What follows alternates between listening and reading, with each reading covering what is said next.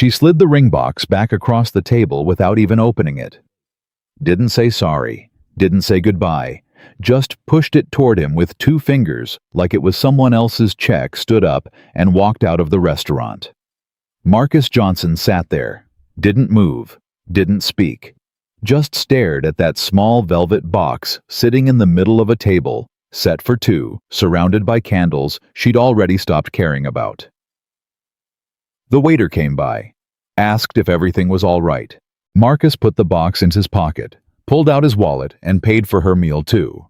Because that's who he was. And nothing, not rejection, not humiliation, not 4 years of doing everything alone, was ever going to change that. But what happened 6 days later, when one of the most powerful women in America looked him dead in the eyes and whispered something that stopped his heart cold, that changed everything? Drop your city in the comments right now. I want to see how far this story travels. And if you're new here, subscribe, because you are not going to want to miss what comes next. The ring box was still in his jacket pocket. Not in a drawer, not in the trash. In his pocket, pressed against his chest every single morning, like a wound that hadn't decided yet whether it was going to heal or go deeper. 6 days since Diana walked out of Carmine's. 6 days since Marcus Johnson sat alone at a table for 2 and paid for a dinner that ended before the entrees arrived. 6 days, and he had told exactly nobody. Not his mother. Not Darnell. Not the one person whose opinion actually mattered to him. Not Zoe. Zoe was 8 years old, and she still believed her daddy had everything figured out. Marcus had decided somewhere around year 2 of doing this alone that protecting that belief was worth whatever it cost him personally. So he carried the ring box. He carried the silence. He carried it the same way he carried everything else, without making it anybody else's problem. That was the thing about Marcus Johnson that most people never saw coming. He didn't look like a man who was drowning. He looked like a man who was working. And in his experience, most people didn't stop to ask the difference. 6:47 a.m. Riverside Elementary School parking lot. Marcus cut the engine on his '09 Malibu, and the car groaned the way it always did, low, exhausted but present. He understood that sound on a personal level. "Daddy!" Zoe's voice came from the back seat. Calm, precise. The voice she used when she had already identified a problem and was simply waiting for him to catch up. "You forgot to sign my permission slip." He closed his eyes for 1 full second. "Baby, I signed it last night." "You signed the reading log. The permission slip is different. It's pink." He turned around. She was holding it up, pink paper, slightly crumpled, her name, written across the top, in careful, 8-year-old handwriting. Her backpack was zipped. Her braids were tight. Her uniform was straight. She had done every single thing right this morning. He had not. "Give it here," he said. He found a pen in the center console on the 3rd try, signed the form on his knee, handed it back. She inspected it the way a loan officer inspects an application, then nodded once and slid it into the front pocket of her bag. "Daddy." "Yeah, baby." "You look tired." "I'm good." "You said that yesterday." "Yo." He met her eyes in the rearview mirror. She had her mother's eyes, large, steady, the kind that registered things she was too young to say out loud, but old enough to feel in her chest. He held her gaze for a moment. Then he gave her the smile. Not the full one, just enough. "I'm good," he said. "Now go. Bell's about to ring." She climbed out, swung her backpack over both shoulders. Then she turned back and knocked on his window. He rolled it down. "I made you something," she said. "It's in your lunch bag, a drawing. Don't open it until lunch, okay? Promise me." He nodded. He didn't trust his voice right then. She turned and walked through those school doors like she owned the building. Marcus sat in the parking lot for 4 minutes after that. Both hands on the wheel, engine off, not going anywhere. Just sitting, breathing. pressing his back into the seat and letting the silence hold him for exactly as long as he could afford. Then he drove to work. He worked maintenance at Hargrove Office Complex from 7 to noon, fixing things that other people damaged without a second thought, leaking pipes, faulty HVAC systems elevator panels that blinked and stuttered because nobody on the 15th floor had ever in their life read a maintenance schedule.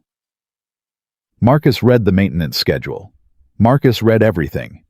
Every permission slip, every lease agreement, every line of fine print on every bill that showed up at his apartment, and he read them at his kitchen table after midnight after Zoe was asleep with a calculator that needed new batteries and a yellow notepad where he tracked every dollar moving in and every dollar moving out.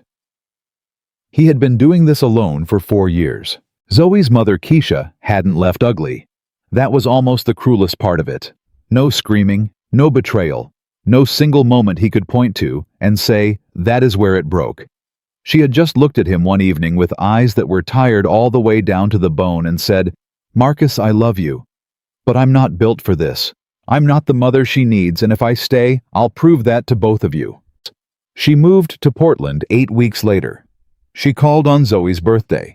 She sent Christmas cards that Zoe kept in a shoebox under her bed and never not once brought up. Marcus had stopped being angry at Keisha somewhere around the 18-month mark.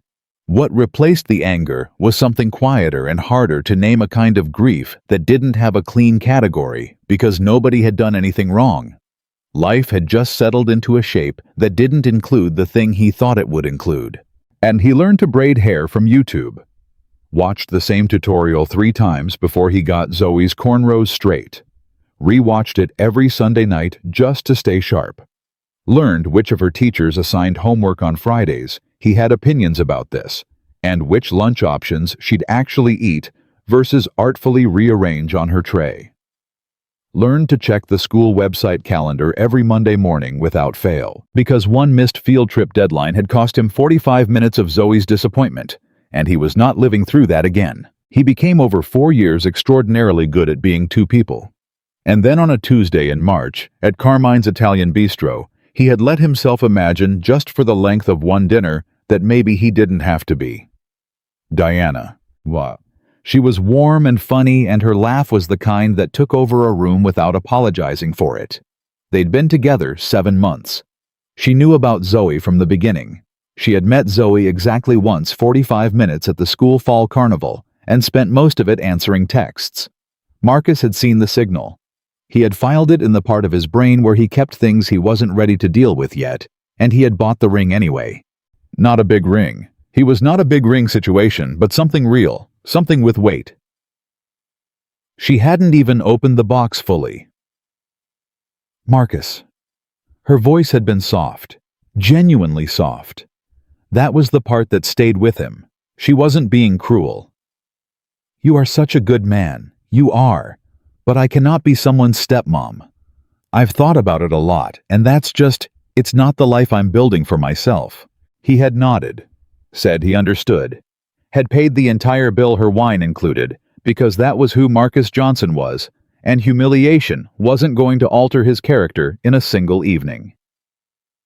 He drove home, paid the babysitter, stood in the doorway of Zoe's room for a long moment, watching her sleep, sat on the edge of his own bed, stared at the wall, put the ring box in his jacket pocket. Hadn't touched it since. Noon. He drove across town to job number 2, Brixton's Bar and Grill, dinner section back corner, dim lighting, inconsistent tips. He'd taken this job 14 months ago when the Malibu's transmission gave out, and he'd kept it after the transmission was replaced, because Zoe needed glasses, and after the glasses because the water heater needed a part, and after the part because there was always something else standing right behind the thing you'd just handled. He was refilling water glasses for a 4-top near the window when his phone buzzed in his apron.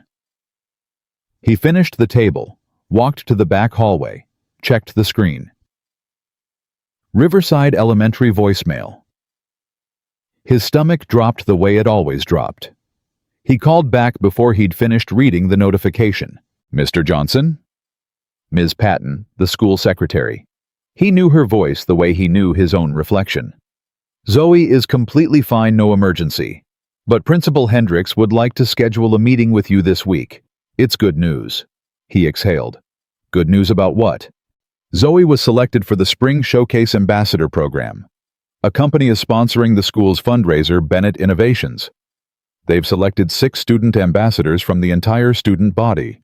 Zoe is one of them. Marcus leaned against the wall. She wrote an essay, Ms. Patton continued, and he could hear her trying to keep the smile professional and not quite managing it. About her father. Principal Hendricks cried. I am not supposed to tell you that, but I'm telling you.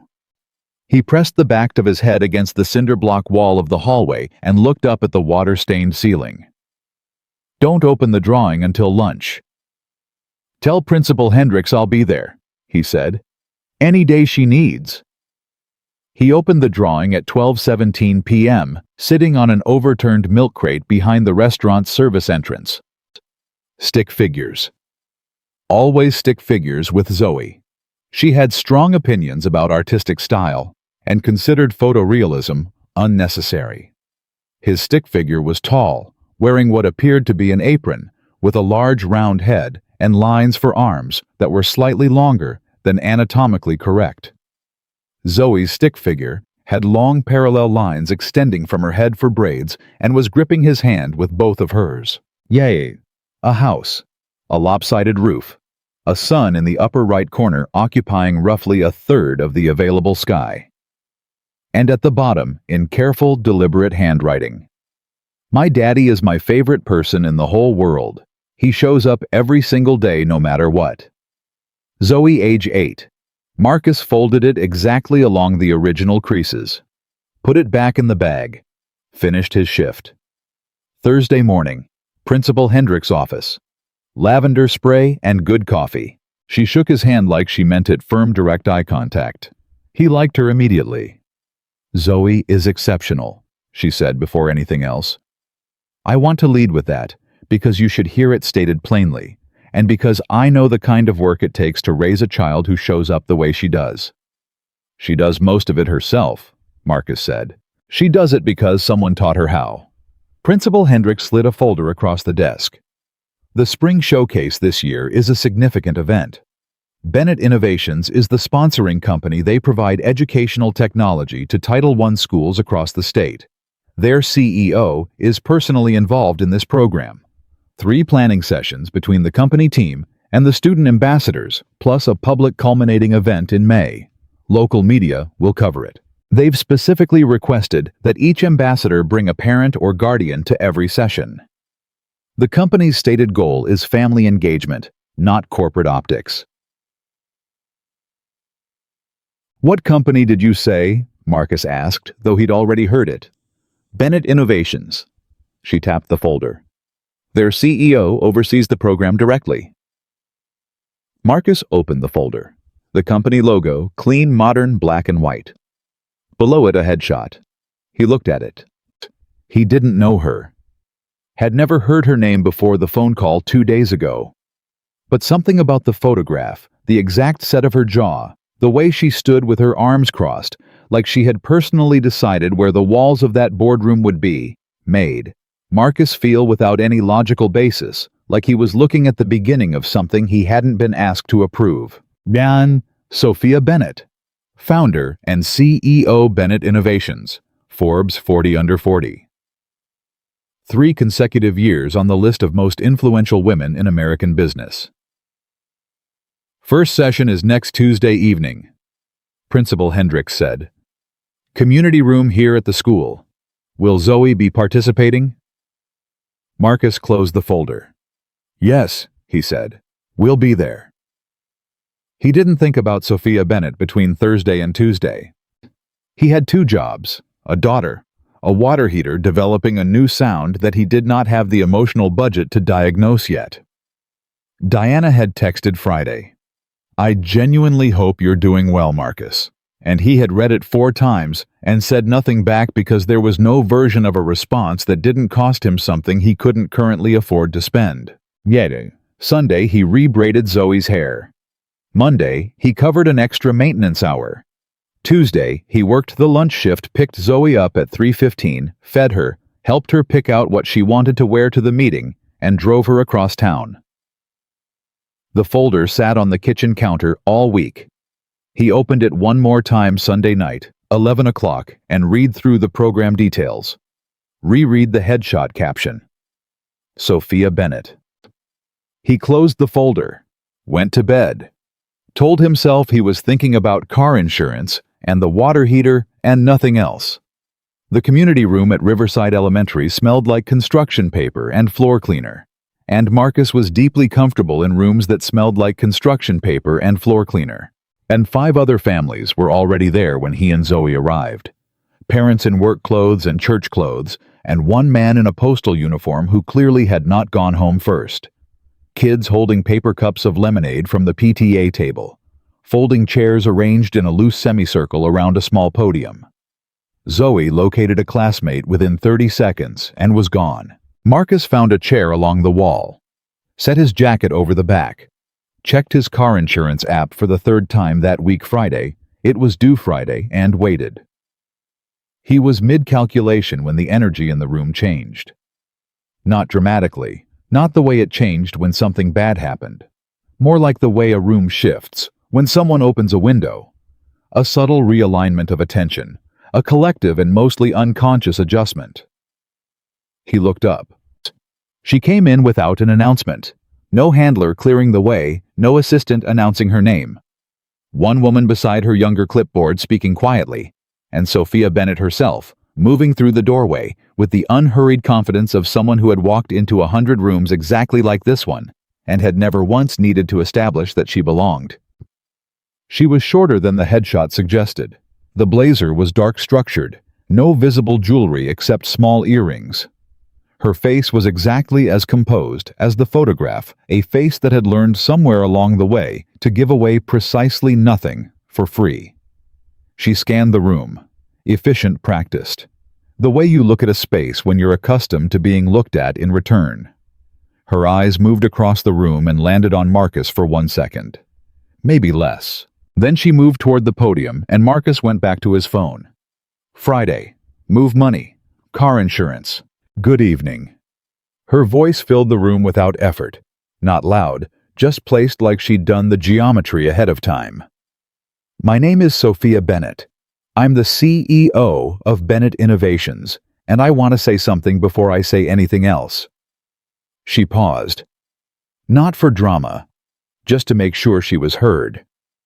Thank you. Not just to the kids. To you, the parents. The people who rearranged work schedules tonight. Who found coverage, skipped dinner, drove across town on a Tuesday, because your child was chosen for something. I see that. And it matters more to this program than anything my company is bringing to the table. Marcus put his phone in his pocket. He had heard a lot of executives speak. He had served them at Brixton's, fixed their HVAC units at Hargrove, stood in the back of rooms exactly like this one, and listened to polished language that slid off the surface of things without ever touching them. That was not what just happened. He wasn't sure what to do with that, so he filed it away and said nothing. So, the formal part ended. The room broke apart into conversation. Parents introducing themselves. Kids migrating toward each other, the assistant circulating with clipboards. Marcus read the consent forms before signing them. Took longer than everyone else. He always did. He was handing the clipboard back. When he heard it, Zoe's voice pitched at the specific frequency she reserved for things that genuinely astonished her. You have a jet, like your own personal jet. He turned around fast. Zoe was standing approximately 2 feet from Sophia Bennett, head tilted back to maintain eye contact, expression, pure, unfiltered wonder. Sophia Bennett was looking down at her, with an expression that was for the first time since she'd walked through that door, not composed. It was something much closer to caught off guard. It's the company's jet, Sophia said. Her voice had changed, just slightly. Something at the edges of it had come loose, without her seeming to notice. It belongs to Bennett Innovations, not to me personally. But you ride in it. When I need to travel, yes. Where do you go? Zoe. Marcus was beside her now, hand on her shoulder, applying gentle but firm redirectional pressure. You don't interrogate people you just met. He looked up at Sophia Bennett, found her already looking at him. Up close, her eyes were dark and sharply attentive and considerably more human than the photograph had implied. I apologize, Marcus said. She's curious about everything, which is mostly a gift. She introduced herself to me, Sophia said. Told me she was one of the ambassadors. Said she wrote an essay about her father. A beat. Said it was the best thing she's ever written. Marcus looked down at Zoe. Zoe looked up at him with the expression of someone who had done absolutely nothing that required an apology and was slightly puzzled by the implication. He looked back at Sophia Bennett. She's not wrong, he said. Because what else was there? The corner of Sophia Bennett's mouth moved. Not a smile, not quite, but the outline of one. The place where a smile would go if she decided to allow it. Then her assistant was at her elbow with something that needed an answer, and Sophia turned away, and the moment folded itself up and disappeared into the noise of the room. Marcus guided Zoe toward the lemonade table. He didn't think about it again until the drive home, until after homework and teeth brushing and lights out, and he was standing in the dark hallway outside Zoe's door, back against the wall, alone, with whatever the last 2 hours had left in him. Then he thought about it. He thought about the way Sophia Bennett's voice had changed when she spoke to Zoe. The way her face had shifted just briefly, just for a moment, into something unguarded and real and completely different from the woman in the folder. He thought about how she'd looked at him. Not the first scan across the room. The second one, up close. The one that lasted a fraction of a second longer than it needed to. People looked at Marcus Johnson in specific ways. His bosses looked at him like a reliable tool. His neighbors looked at him like a good example. Women he dated looked at him like a project, such a good man, and then they looked away. Sophia Bennett had looked at him like something she hadn't been expecting to find. Like something that interrupted a thought she was already in the middle of. Like something that for one unplanned second made her pause. He was probably reading into it. He was tired, and he had a water heater making sounds and a ring box in his jacket pocket, and the kind of chronic, low-grade loneliness that settled into your bones so slowly you forgot to call it by its name. He was probably reading into it. He went to bed. But the ring box, when he set his jacket on the chair for the first time in 6 days, felt like something different than it had felt before. He couldn't explain that. He didn't try. He just noticed it. And somewhere across the city in a corner office on the 14th floor that she still hadn't left because she never left before midnight. Sophia Bennett sat at her desk and stared at a contract she was supposed to be reviewing and thought, without meaning to, without wanting to, about a man in a maintenance worker's hands and a work shirt who read consent forms all the way through and said she's not wrong with a quiet pride that had no performance in it whatsoever. She pulled the contract back in front of her, told herself it was nothing. She was wrong too. The second session was on a Thursday. Marcus knew it was Thursday because he had written it on the yellow notepad, circled it twice, and set a phone alarm labeled Zoe School Event, Do Not Miss for 4:30 p.m., even though he hadn't missed a single thing involving Zoe in 4 years and wasn't planning to start now. The alarm was less a reminder and more a ritual, a way of saying out loud to himself that this mattered. Everything involving Zoe mattered. That was the entire architecture of his life. He got off the maintenance shift at noon, drove to Brixton's, worked the lunch rush, clocked out at 3:45, which his manager Raymond allowed without comment. Because Marcus had covered Raymond's shift twice in the last month without being asked. Picked Zoe up at school, drove home, fed her a sandwich, changed out of his work clothes, and drove back to Riverside Elementary by 5:15. Zoe talked the entire way there. Daddy, do you think Ms. Bennett is going to be there again? I don't know, baby. I think she will. She seems like the kind of person who shows up. Marcus glanced in the rearview mirror. What kind of person is that? Zoe considered this with the seriousness of a Supreme Court justice deliberating. The kind that says they're going to do something and then does it. Like you. He kept his eyes on the road. You think she's like me? Not exactly like you. She's a lady and she has a jet. But the showing up part, yeah.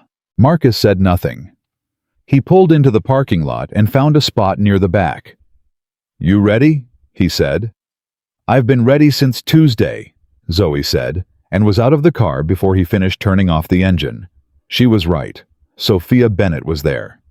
She was standing near the front of the room, talking to one of the other parents, a woman named Gloria, whose son Dominic was another of the ambassadors, and she was listening in the attentive, specific way of someone who was actually interested in what was being said, rather than waiting for their turn to respond.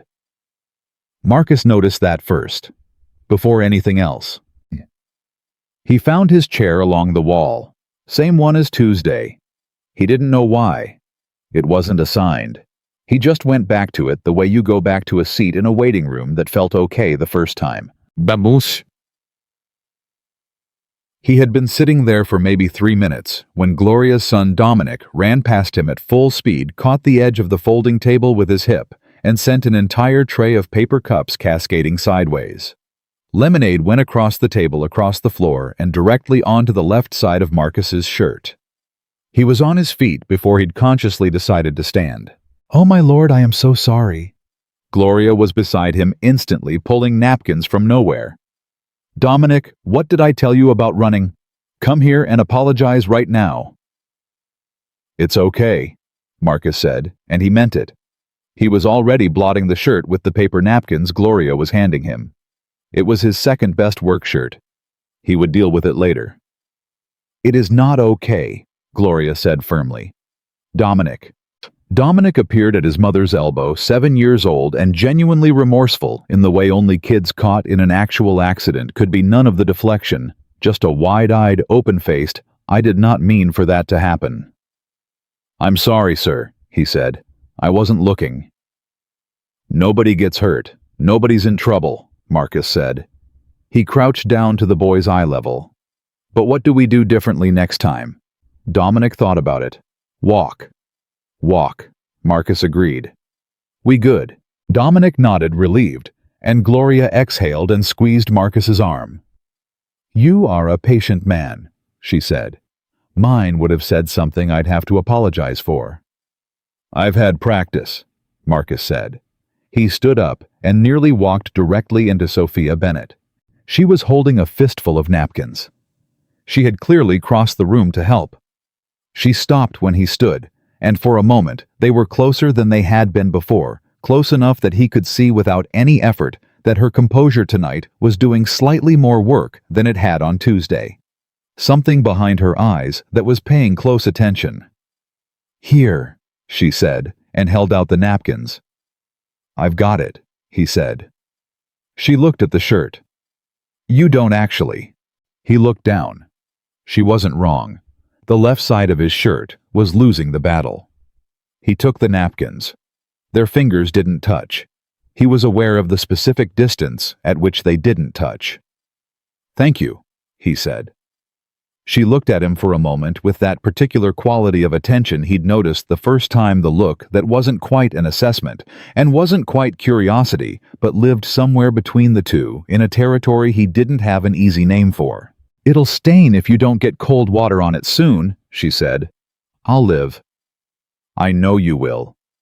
She said it simply, without inflection, like a statement of fact she'd already verified. Then she turned and walked back toward the front of the room.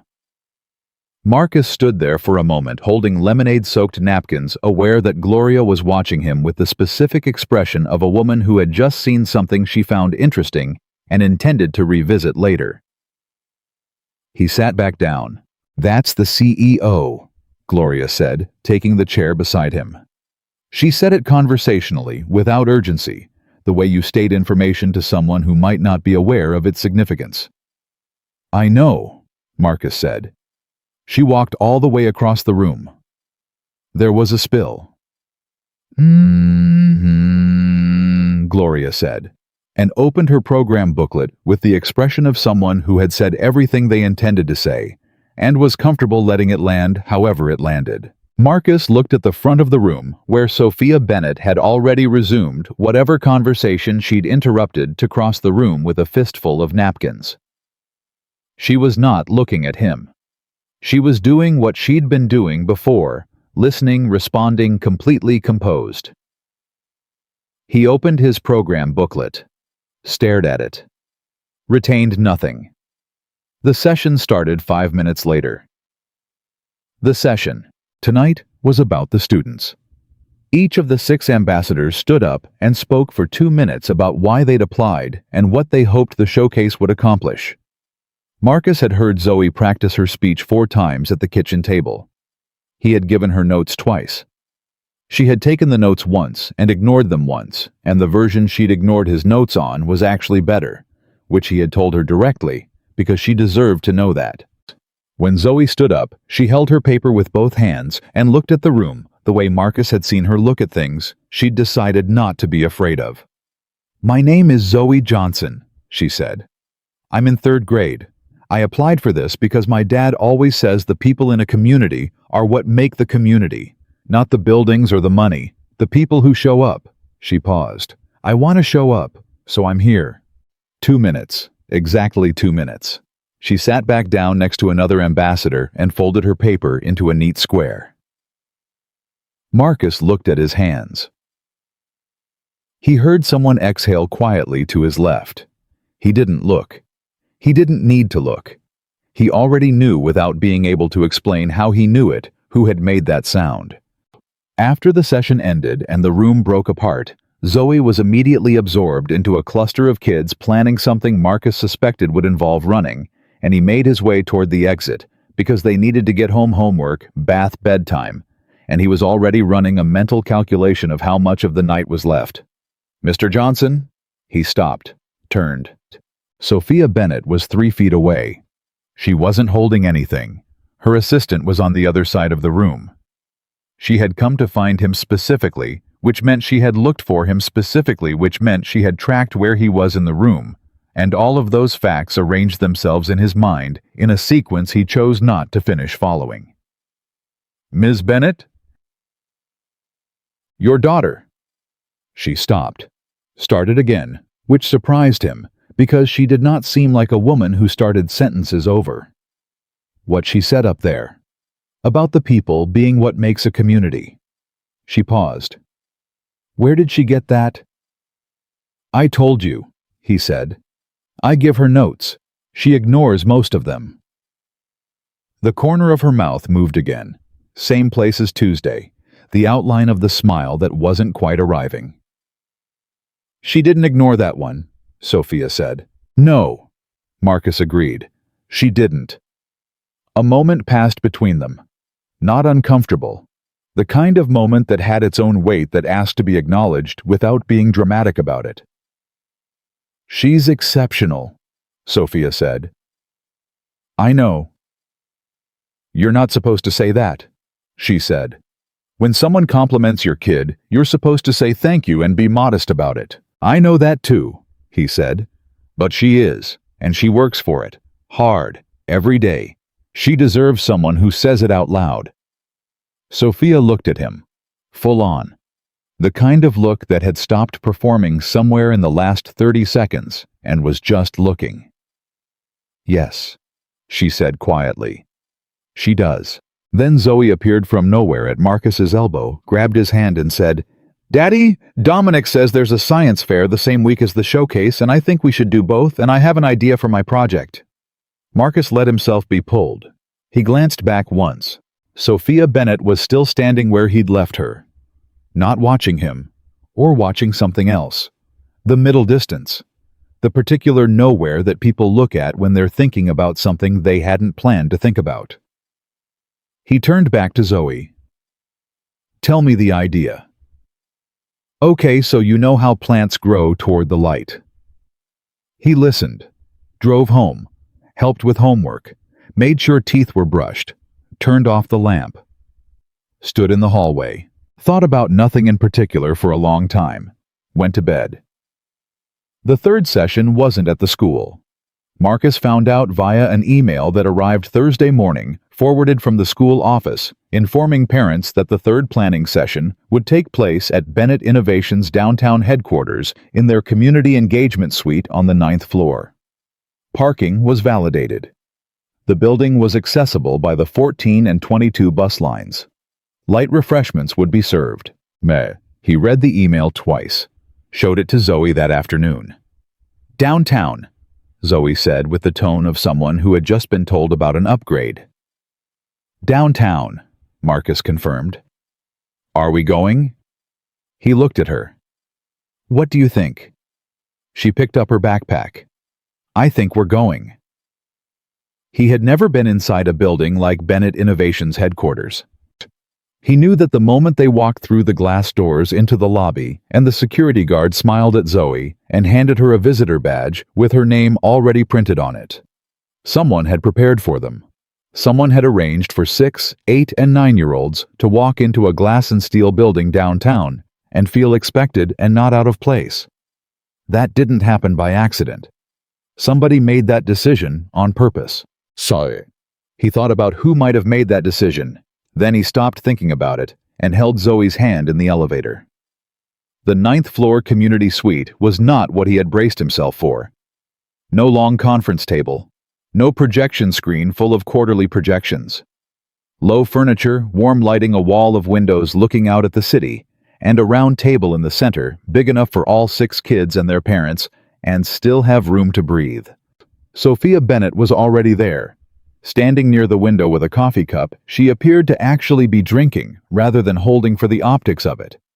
She was in a different blazer tonight, navy, less structured, like a concession to the fact that this was a different kind of room. Her hair was slightly different too. Not down, but not as precisely arranged as before. Marcus registered this in the half-second before he registered that he was registering it, and then he crossed to the table and helped Zoe find her nameplate. The session was the most substantive one yet. The kids were asked to share what their schools most needed, not what adults thought they needed, not what grant applications said they needed, what the kids themselves actually experienced every day walking through those doors. Sophia ran it. Not her assistant. Not a facilitator. Sophia, sitting at the round table with her coffee and a legal pad and a pen, she kept clicking without appearing to notice she was doing it. She was good at it. That surprised him more than it should have. He had assumed, without consciously realizing he'd assumed it, that someone who ran a company the size of Bennett Innovations would be good at presenting, at delivering polished language. What he hadn't expected was that she would be good at listening. The kind of listening where your body goes still, and your eyes are completely present, and you ask follow-up questions that prove you actually heard what was said. When Dominic said the Wi-Fi in his school cut out every time more than one classroom tried to use it simultaneously, Sophia wrote something on her legal pad and said, "How often does that happen?" "Every day," Dominic said. "Every day," she repeated. Not dramatically, just absorbing it, writing again.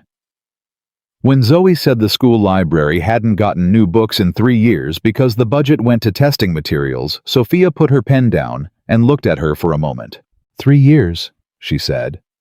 "My teacher buys some herself," Zoe said. "From her own money. We made her a card." Sophia didn't say anything to that. She wrote something down. But Marcus, who was watching from the chair beside Zoe, saw her jaw tighten for a fraction of a second, a small, almost imperceptible response to a fact that had apparently landed on something real. Yay. After the session, the kids were taken to a separate room by Sophia's assistant for a creative project component. They were designing the visual theme for the showcase, which had been Sophia's idea and which Marcus thought was the smartest thing he'd heard from anyone on a planning committee in his limited but growing experience with planning committees. And the parents stayed at the round table. Gloria poured herself more coffee. 2 of the other parents talked about carpooling logistics. One father from across town quietly asked Marcus which bus line he'd taken, and they worked out the transfer schedule together on a napkin while the conversation moved around them. Marcus was folding the napkin when he heard the chair beside him move. He looked up. Sophia Bennett set her coffee cup down and sat in the chair Zoe had vacated. Not across the table, next to him, close enough that if he moved his arm, they would be occupying the same space. She didn't open with a pleasantry. He was learning that she didn't tend to. "The books," she said. "In Zoe's library. Is that something the school has raised with the district?" "Multiple times," Marcus said. "Ms. Patton told me there's a funding formula that hasn't been updated since 2019. The allocation for instructional materials includes library books, but doesn't distinguish between them and standardized testing kits. So the testing kits win, every year."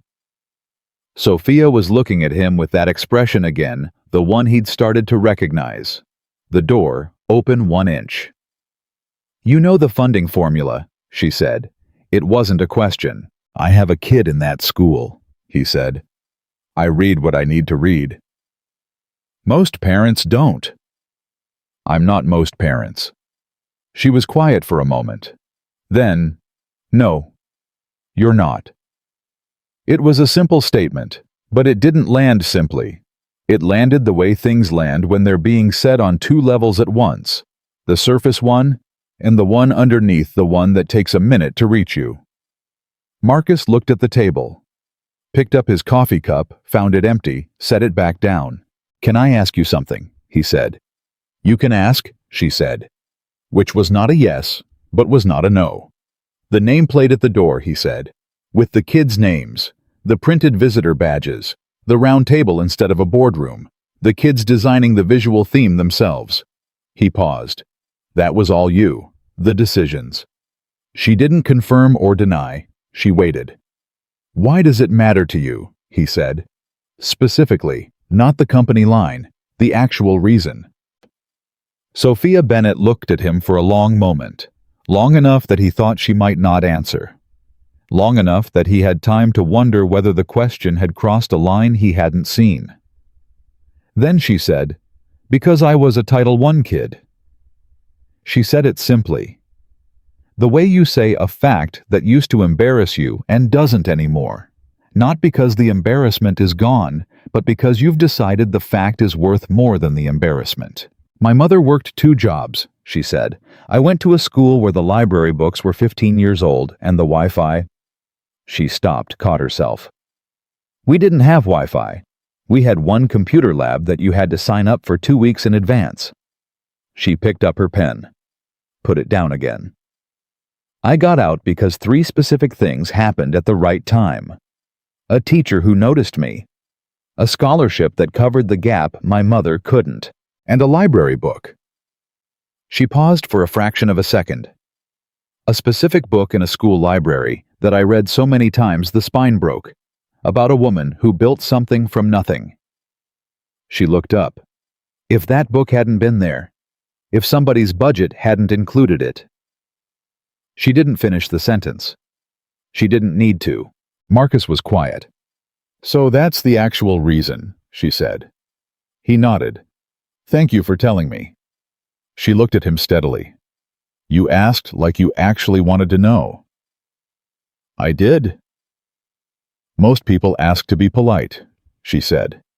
"You can tell the difference, eventually." Marcus looked at her. "How long did it take you to be able to tell?" Something shifted in her face, subtle. Not the outline of a smile this time. Something quieter and less easy to name. "Longer than it should have," she said. Gloria's voice rose from the other end of the table asking about parking validation, and the moment bent back toward the practical world. Parking logistics, what time the kids would be finished with their project component, whether the 22 bus ran past 9 on Thursdays. Marcus answered the bus question because he knew the answer. He had looked it up before he left home. At the end of the evening, waiting for the elevator with Zoe sleeping on her feet beside him, Marcus felt a hand on his shoulder. Brief light, there, and then gone. He turned. Sophia Bennett was heading back toward the hallway. She didn't turn around. She spoke without turning. "The books," she said. "I'm handling it." He opened his mouth, closed it, watched her disappear around the corner. Zoe leaned against his arm. "Daddy," she murmured, mostly asleep. "Can we come back here?" Marcus looked down the empty hallway. "Yeah, baby," he said. "I think we'll be back." The elevator arrived. He guided Zoe in, pressed lobby, watched the doors close. His phone buzzed. An email notification time-stamped 9:14 p.m. from an address he didn't recognize. He opened it. "Mr. Johnson, per our conversation this evening, I've initiated contact with the district's Resource Allocation Office regarding the library funding formula. I'll keep you informed of any developments. S. Bennett." He read it twice, put his phone in his pocket. Outside, the city moved around them, headlights and street noise, and the particular restless energy of a Thursday night in a place that never fully stopped, and Marcus Johnson walked his half-sleeping daughter to the Malibu with the ring box still in his jacket, and something else there now too, something he didn't have a name for yet, something that felt carefully quietly, against every piece of evidence his life had given him about what he should expect, like the very early edges of hope. He didn't say it out loud. He wouldn't have known how. But he felt it. On the drive home, at the kitchen table, standing in the dark hallway outside Zoe's door. He felt it. And across town on the 14th floor, Sophia Bennett sat at her desk and read back the email she'd sent, the one she'd composed on the elevator down, the one she'd sent before she'd had time to talk herself out of sending it, and asked herself honestly why it had felt so necessary to send it at 9:14 on a Thursday night instead of waiting until morning. She didn't answer the question. She opened her next file. She didn't answer it, but she also didn't pretend she didn't know. And that, for Sophia Bennett, was something entirely new. The email about the library funding came back with results 11 days later. Marcus knew because Sophia sent him a follow-up, same address, same direct style, no preamble, that read, "District approved a supplemental allocation. Riverside Elementary will receive updated library materials before the end of the quarter. Thought you'd want to know. SB." Yeah. He read it at 6:52 a.m., standing in the kitchen in his work clothes with a coffee cup in his hand and Zoe still asleep down the hall. He read it twice. Then he set his coffee down, walked to Zoe's doorway, looked at her sleeping with one arm hanging off the mattress and her braids half undone, and felt something move through his chest that was too big and too complicated to fit into any category he had available. He texted back, "Zoe's going to want to thank you herself. Fair warning." The response came 4 minutes later. "I'll consider myself warned." He smiled, put the phone in his pocket, finished his coffee, woke Zoe up. She cried a little when he told her. Not dramatically, Zoe didn't do dramatic crying, just 2 quiet tears that she wiped off immediately, like she was annoyed at them for showing up without permission. Then she asked if she could make Ms. Bennett a card. "You can," Marcus said. "A good one, not a quick one. Take all the time you need." She nodded seriously and went to find her art supplies.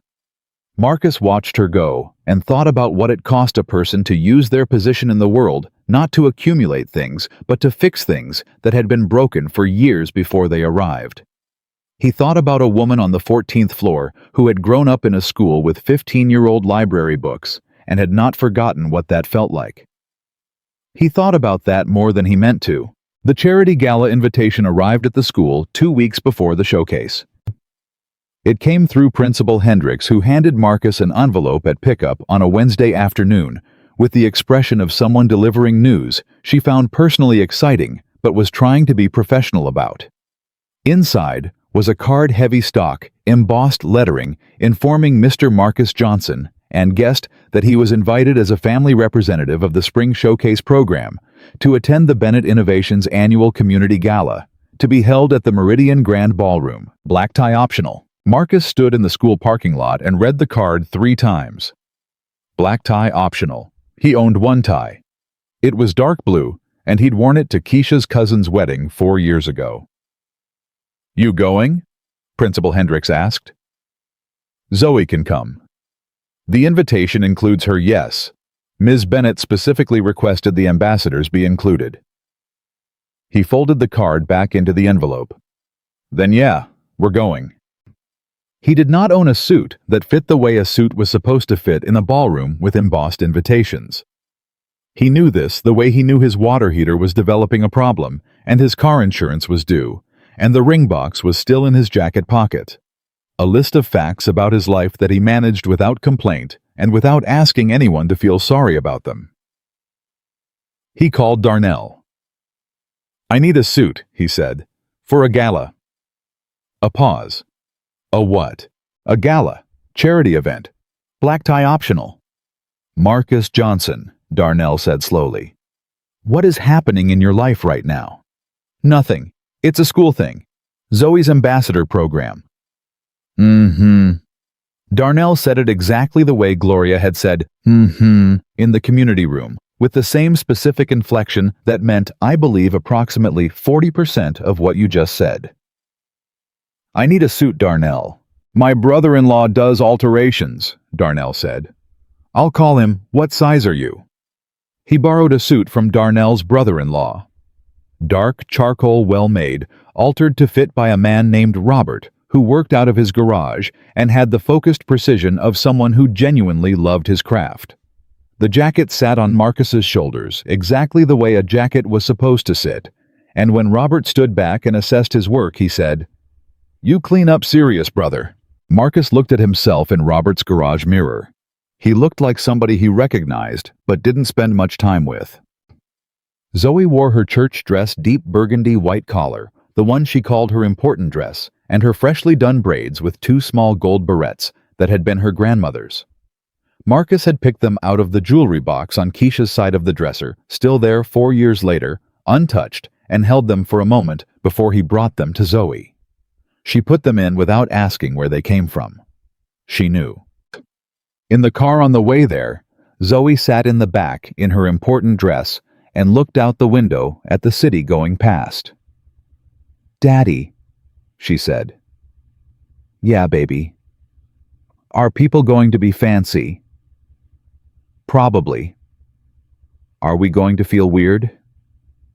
He looked at her in the rearview mirror. "Are you going to feel weird?" She considered it. "No," she decided. "Because we belong there. We got invited." He drove. "That's exactly right." "Do you feel weird?" He thought about being honest, decided she could handle it. "A little. But feeling weird doesn't mean you don't belong." She nodded, filed it away, looked back out the window. The Meridian Grand Ballroom was everything the embossed invitation had implied, and several things it hadn't. The lobby alone was larger than the entire floor plan of Marcus's apartment. Chandeliers, marble, a string quartet playing something classical in the corner that Marcus couldn't name, but recognized as the kind of music that cost money to hear live. He kept one hand on Zoe's shoulder, not possessively, just present. Bet. They checked in at the registration table, received name badges, were directed to the table for the spring showcase families. Gloria was already there with Dominic wearing a dress that was the exact right amount of impressive, and she waved them over with genuine warmth. "Don't you look handsome?" she said to Marcus. "Robert does good work," Marcus said. "Who's Robert?" "The man who made this suit fit like it was mine," Gloria laughed. Dominic and Zoe immediately began a conversation about something Marcus couldn't track, and he sat down and put his hands on the table and looked at the room. It was a room full of people who moved through spaces like this without thinking about it. People who knew which fork to use without looking around first. People who had opinions about the string quartet. People who, if you told them your car was a 2009 Malibu with a groaning transmission, would respond with the polite blankness of someone who had never in their life worried about a car payment. He was not those people. ADS way. He had known that before he walked in. He was still himself in this room. Marcus Johnson, 2 jobs, 1 daughter, dark charcoal borrowed suit, And he had told Zoe that feeling out of place didn't mean you didn't belong, and he believed that. And he was working on believing it right now in real time. He picked up his water glass, drank, looked at the room. She was near the front. Standing with a cluster of board members or donors, or both in a gown he couldn't have described specifically, but that was the color of deep water, dark blue, almost black. And she was doing the thing she did in every room, which was hold it without appearing to try. Her hair was down. He had never seen it down before. She said something and the people around her laughed. She didn't perform the laugh with them. She just moved on to the next thing she was saying, easy and controlled, and entirely in command of every social variable in a 6-foot radius. Then her eyes moved across the room and found him. Not the way you find someone you were looking for, the way you find something you weren't expecting, a small jolt, quick and voluntary. Her eyes moved on immediately back to the people she was with. But it had happened. He had seen it happen. He looked back at his water glass. The evening moved forward, the way charity galas moved forward, speeches, dinner service. A video presentation about Bennett Innovations' community programs, more speeches. Marcus ate and listened, and helped Zoe discreetly avoid the asparagus. And at the table around him, parents from other programs were making connections and exchanging cards and doing the networking that people did in rooms like this. He didn't have cards.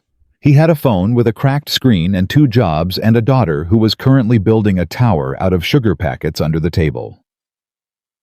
"Zoe," he said quietly. "I'm not bothering anyone," she said. "Put them back." She put them back. It was during the post-dinner mingling when the string quartet switched to something softer and the lights dimmed slightly and people rose from their tables to circulate that it happened. Marcus had stepped away from the table to get Zoe a glass of water. He was at the service station near the edge of the room, waiting when he heard it. 2 men, standing 3 feet to his left. Neither of them looking at him. One in his 60s, silver-haired, the kind of tan you only get from a boat. The other younger mid-40s, the relaxed confidence of inherited wealth. "The ambassador program," the silver-haired one was saying. "Sophia's pet project. She's always doing something like this," the younger one said, not unkindly but not kindly either. "Bringing people into spaces they don't—" He paused, seemed to choose his next word with the carelessness of someone who didn't think they needed to choose carefully. "Fit, naturally. Who's the one with the little girl, table 7? Single father, apparently. Works maintenance somewhere." A pause. "And waits tables." A small laugh from the silver-haired one. Not mean precisely. The kind of laugh that doesn't know it's mean. "Sophia's going to save the world one school kid at a time. The mother's not in the picture either, from what I heard." "Well," the silver-haired one said, and he let the well do all the work he didn't want to do out loud. Marcus stood completely still. He was holding a glass of water. He had not yet turned around. He was looking at the service station, at the condensation on the glass, at the careful way the linens were pressed and folded, at the small details of a world that had been constructed for people who assumed they had the right to name what fit and what didn't. He was not going to make a scene. He was not going to turn around. He was not going to give either of those men the satisfaction of knowing their words had found the exact target they were aimed at, whether they knew they were aiming or not. He walked back to table 7, set the water down in front of Zoe, sat down, put his hands on the table. Gloria looked at his face. "Marcus." "I'm good," he said. "You don't look good." "I'm fine, Gloria." She looked at him a moment longer, then let it go, because she was perceptive enough to know when a person needed to be left inside what they were feeling for a minute. He lasted another 40 minutes. He couldn't have told you afterward what was said in those 40 minutes. He was present enough to respond when spoken to help Zoe navigate the dessert options, to nod at appropriate intervals during Gloria's conversation about her son's upcoming soccer season. He was there in body. Everything else had retreated somewhere quiet and cold. The balcony doors were open on the far side of the room, glass doors leading out to a terrace that overlooked the city. He excused himself, quietly told Gloria he'd be back in 10 minutes, and walked out. The city spread out below him, lights and distance, and the specific kind of quiet that isn't actually quiet, just a lower register of noise. He stood at the railing, loosened his tie slightly, put both hands on the metal bar and held it. He was not going to fall apart out here. He was Marcus Johnson. He had paid for Diana's wine. He had come back to work the morning after the ring box. He had watched Keisha's car pull out of the parking lot with everything she was taking with her and then gone inside and made Zoe breakfast without saying a word about what had just happened. He did not fall apart, but he was very tired. "I thought you left." He turned. Sophia Bennett was standing in the doorway of the balcony, one hand still on the door handle gown catching the light from inside. She wasn't wearing her event expression. The one she wore in there controlled gracious, fully armored. She was wearing something else, something quieter. "I needed air," he said. She stepped out, let the door close behind her, came to stand at the railing, leaving a few feet between them, and looked out at the city. "The Hargrove speech was too long," she said. "It's always too long." "I didn't notice," he said. "Yes, you did." He almost smiled. Didn't. They stood there for a moment, both of them looking at the city. "I heard them," she said. He went still. "I was behind you," she said. Her voice was completely even. "At the service station. I heard what they said." Marcus kept his hands on the railing, kept his eyes on the city. "It's fine." "It's not fine." "It happens. That doesn't make it fine." "Sophia." He said her name without planning to not Ms. Bennett, just her name plain like they'd been doing this for years and felt her register. It felt the almost imperceptible shift beside him. "I am not going to let two men at a charity gala be the reason I fall apart on a balcony." "Okay. That is not how this goes." "I know," she said. "I know that's not how you work." "Then we're good." "We're not entirely good." He exhaled, looked at his hands on the railing. "What do you want me to say?" "Nothing," she said. "I don't want you to say anything. I just—" She stopped. "I wanted to make sure you were still in there." "Yeah." He turned and looked at her then, full on the way she'd looked at him in the 9th floor conference room. Up close in the low light of a city at night, she looked different than she did in any room he'd seen her in, less managed, less perfectly assembled. Like a door that had opened more than 1 inch. "I'm in here," he said. She looked back at him. And then quietly, with no performance, and no polish, and nothing between it and the actual truth. "They're wrong, you know. Everything they said. About what fits. About who belongs." A pause. "You are the most present person in that room tonight, Marcus. Including me. And I run the event." He didn't say anything. He wasn't sure what to do with her using his first name back. "Zoe deserves to know her father was in that room," Sophia said. "That he borrowed a suit that fit and showed up all the way. Not halfway. All the way." Her voice had something in it now that he hadn't heard in it before. Something that had stopped being measured. "She deserves to know that." "She knows," he said. "Good." A pause, longer than the others. The city did what it did, indifferent and luminous, and completely unaware of the two people on a balcony above it.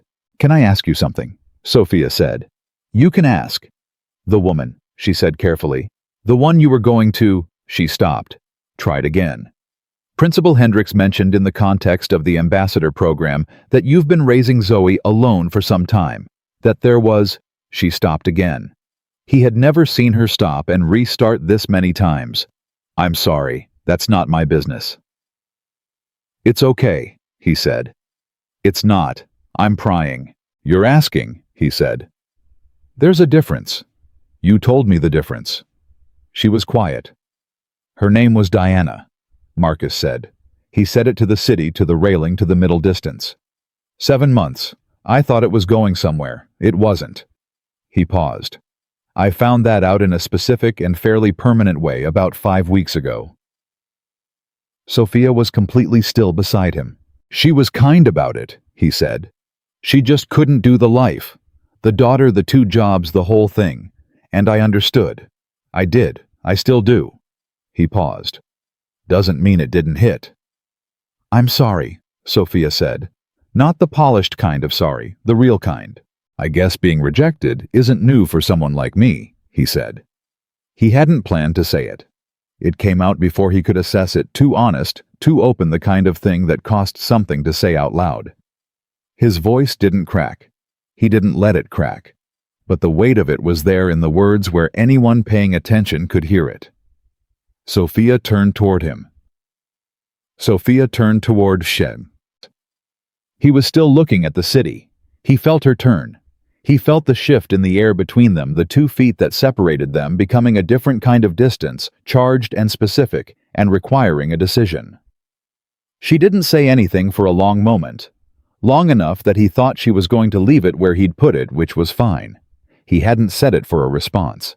He'd just said it because it was true. Then she stepped closer. Not all the way, just closer. And she said it quietly, almost below the threshold of the city noise, in a voice that had no calculation in it left at all. If I had met you first. She stopped, took a breath, finished it. I would have chosen you. Marcus stopped breathing. He turned and looked at her. She was close enough now that he could see exactly what was in her face. Not the CEO, not the Forbes list, not the composed and unreadable woman from the photograph in the folder. Just a person. Just Sophia. Standing in a gown the color of deep water, saying out loud the thing she had apparently been carrying long enough that it had found its own way out. Sophia, he said. I know, she said. I know what I just said. Do you mean it? She held his gaze with the steadiness of someone who had decided not to flinch. I don't say things I don't mean. He looked at her. He believed that. He had believed it since the 9th floor conference room, since I'm handling it, since the email at 9:14 p.m., since every word she'd said in every room he'd been in with her that arrived exactly as it was with nothing decorative around it. He believed her. And that after Diana, after the ring box, after 4 years of being the man who was good enough to admire and not quite right to choose, that landed somewhere so deep and so tender inside him that he didn't have immediate access to anything like a response.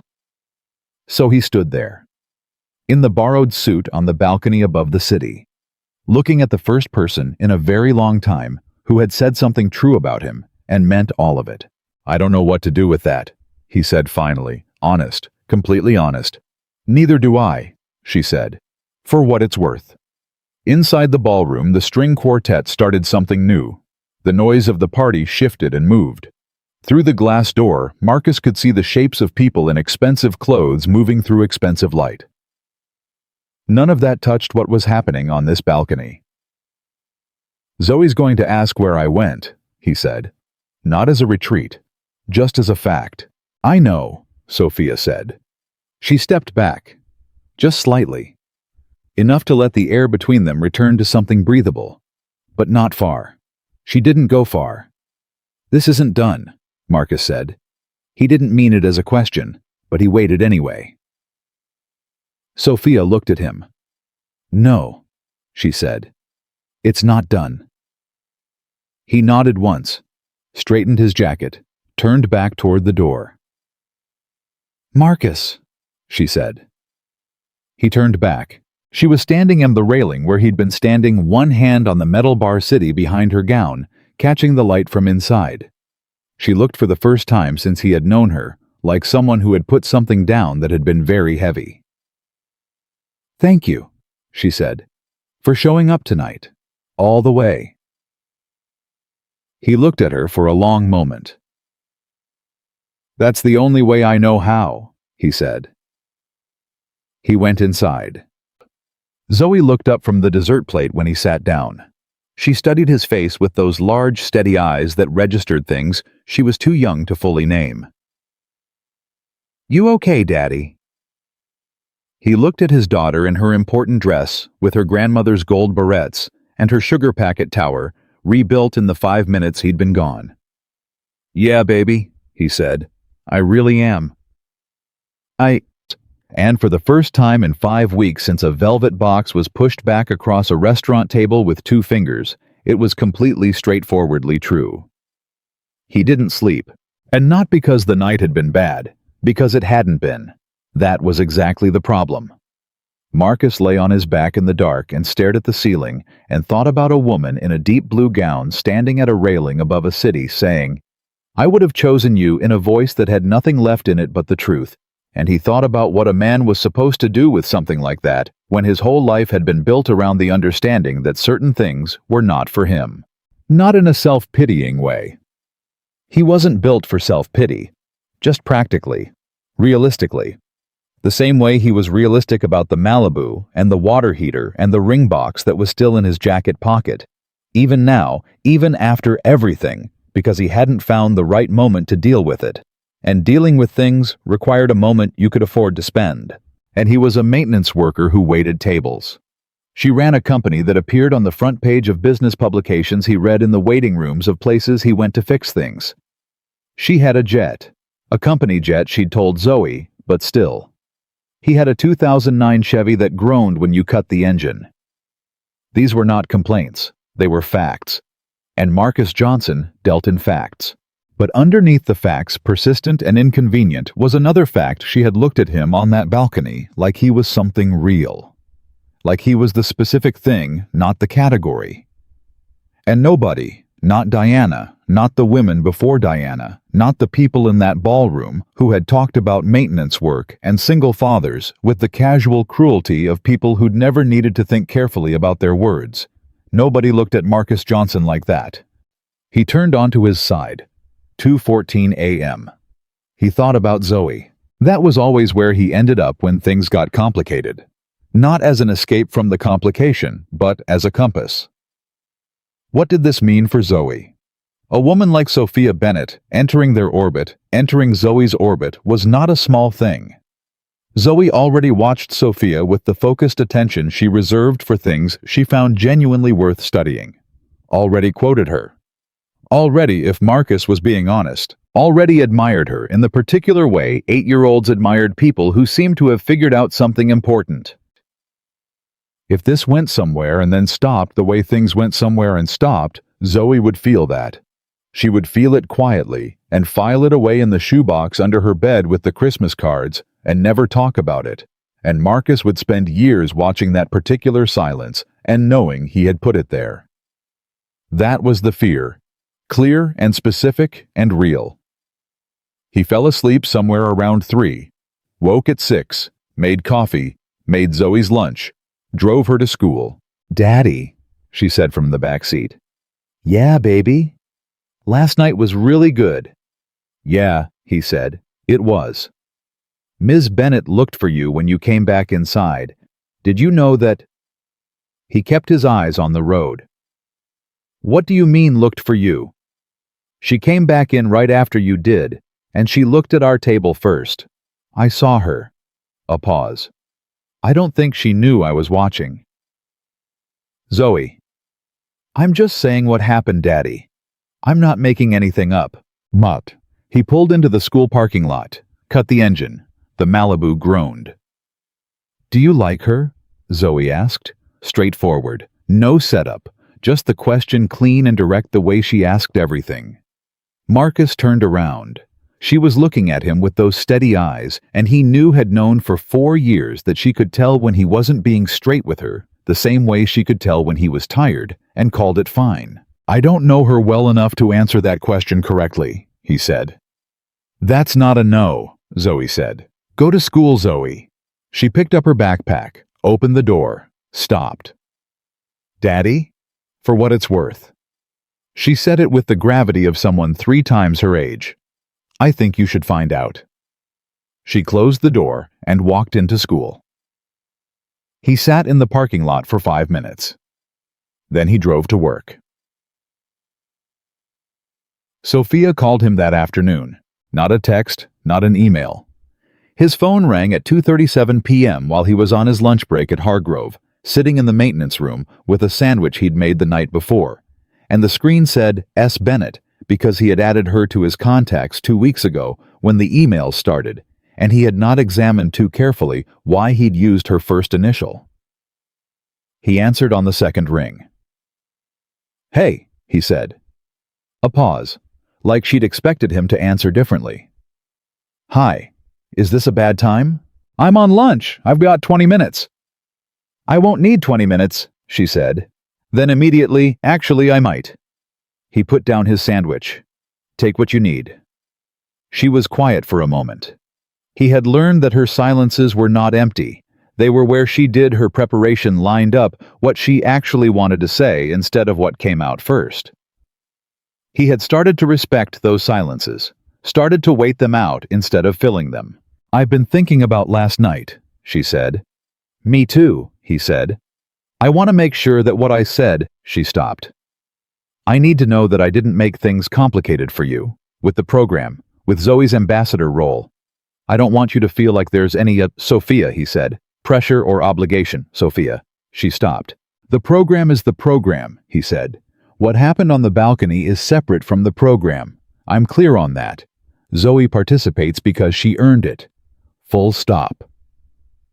A pause. "Okay? Now say what you actually called to say." Silence. Longer this time. He waited. "I don't do this," she said. "I want you to know that. I don't call people, say things. The thing I said to you last night is not something I say. I've never said anything like that to anyone." "I know," he said. "How do you know?" "Because you don't say things you don't mean. You told me that. And something you'd say regularly wouldn't cost you the way that one did." Another silence. He heard something on her end, the faint background of her office, a door the specific quality of a large quiet room. "It scared me," she said. Saying it. "It scared me hearing it," he said honestly. "Marcus," his name in her voice direct and unguarded. I don't know how to do this carefully. I know how to run a company. I know how to make decisions with 15 variables and incomplete information and genuine stakes. I do not know how to do—" She seemed to search for the word. "This. Whatever this is." "Neither do I," he said. "For what it's worth. I've been staring at my ceiling since 2 in the morning. A small sound from her end. Not quite a laugh, but related to one. "What were you thinking about?" she asked. He considered the honest answer. Gave it. "Whether I have any business wanting what I think I want, given the difference between my life and yours." "What difference specifically?" "Sophia, come on." "I'm asking seriously," she said. "Name it. I work 2 jobs to cover my bills. You run a company. I drive a car that groans every time I stop. You have a jet. I borrowed this suit I wore last night from my friend's brother-in-law and paid him back in cash." He paused. "Those are not small differences." "No," she said. "They're not." She didn't rush past it, didn't soften it. He appreciated that more than he would have appreciated comfort. "But here's what I keep coming back to, Marcus. The men in my world, the ones who match my life on paper, the ones with the right resume and the right background and the right everything." She stopped. "They look at me and they see the company, the portfolio, the Forbes list. They want what I represent more than they want who I am. And I've been alone in this for a long time because the alternative felt worse than the loneliness." He was quiet. "You looked at me on that balcony," she said, "and you didn't see any of that. I could tell. I've gotten very good at telling." "What did I see?" he asked. "Someone who grew up with 15-year-old library books," she said. "Someone who's still carrying something she hasn't put down yet." A pause. Someone who was trying to figure out if she was actually in the room or just running it. The maintenance room was very quiet around him. "You were in the room," he said. "Because of you," she said. "You were the most real thing in it." He sat with that for a moment. Let it land without deflecting it. "I have a daughter," he said, not as a warning, as a fact that deserved to live in the open air between them, examined honestly. "I know," Sophia said. "She comes first, not second, not considered, first, every time, without discussion." "Marcus, I know. I need you to know it not just as a concept," he said. "I need you to know it as a lived reality that affects schedules and decisions, and what kind of energy I have left at the end of a day. It's not romantic. It's not a movie. Some nights, I'm just empty. And she still needs things from me when I'm empty. And I give them. And that's the deal. That's what you'd be walking into." "I know what I'd be walking into," Sophia said quietly. "Do you? I've watched you for 2 months, Marcus." Her voice was steady, certain. "I've watched you read every consent form before you signed it. I've watched you crouch down to a 7-year-old's eye level after a lemonade spill so he didn't feel bad about the accident. I've watched you sit in the back of a room and never once make anyone around you feel small so you could feel bigger." A pause. "I know exactly what I'd be walking into. I've been paying attention." He closed his eyes. This was the thing. This was exactly the thing. Nobody paid attention like that. People looked at Marcus Johnson and saw a reliable man, solid kind, dependable, the kind of man you respected from a safe distance, and didn't choose for your actual life. Sophia Bennett had looked at him like he was worth the close distance, like the details mattered, like he mattered specifically, not the category of him. He didn't know what to do with being seen that accurately. "I'm scared," he said. He said it simply the way she had. "I'm not scared of you. I'm scared of what happens to Zoe if this doesn't work." "That's the right thing to be scared of," Sophia said immediately. "That means you're a good father." "I'm serious, Sophia." "So am I. I'm not dismissing it. It's a real risk, and it deserves a real answer." A pause. "I don't have a guarantee. I can't give you one. Nobody can. But I can tell you that I am not a person who moves carelessly. I have never in my life done something halfway. If I'm in all the way, and that means Zoe too. Not as a complication, as part of what's real." Marcus said nothing. "But I'm not asking you to decide anything right now," Sophia said. "I'm just asking if we can talk, see each other, outside of school events and planning sessions and ballrooms." A pause. "Get coffee. Like people." "Like people," he said. "Yes. You drink coffee." "Aggressively," she said. "It's my primary personality trait." He did smile then. He couldn't help it. "Saturday," he said. "After Zoe's soccer practice. There's a place on Meridian called Carver's. Good coffee, no pretense." "What time?" 11. "I'll be there at 11, she said. "Don't be early," he said. "I'll be coming straight from the field, and I'll be wearing a soccer dad sweatshirt." "I'll adjust my expectations accordingly," she said.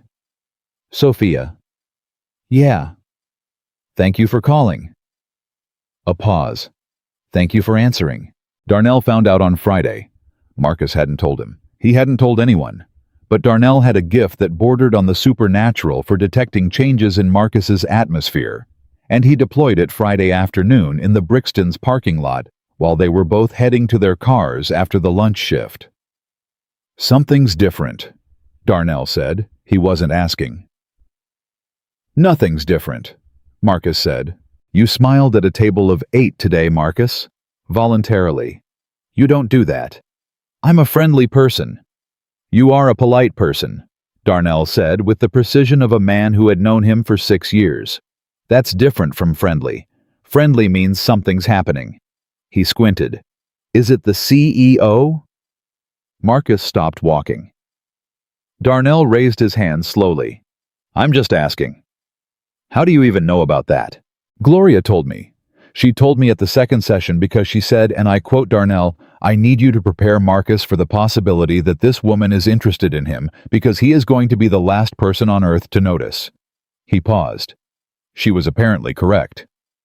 Marcus started walking again. "She's not wrong for you," Darnell said, falling into step beside him. "I know what you're going to say. I know you're going to list the differences. The jobs, the money, the whole thing. And I'm going to tell you what I always tell you. You've never told me anything about this. I'm telling you now for the first time, and it will feel like I've been saying it forever because it's true." He stopped at Marcus's car. "You spend so much time making sure everything is okay for everybody else that you forget to let anybody make something okay for you. That's your flaw, Marcus. It's a beautiful flaw. But it's a flaw." Marcus looked at him. "She called you," Darnell said. "After the gala." "How do you—" "Gloria. Gloria needs to mind her business. Gloria is a gift to this community," Darnell said firmly. "She called you. You going to let her in, or you going to list the reasons you shouldn't?"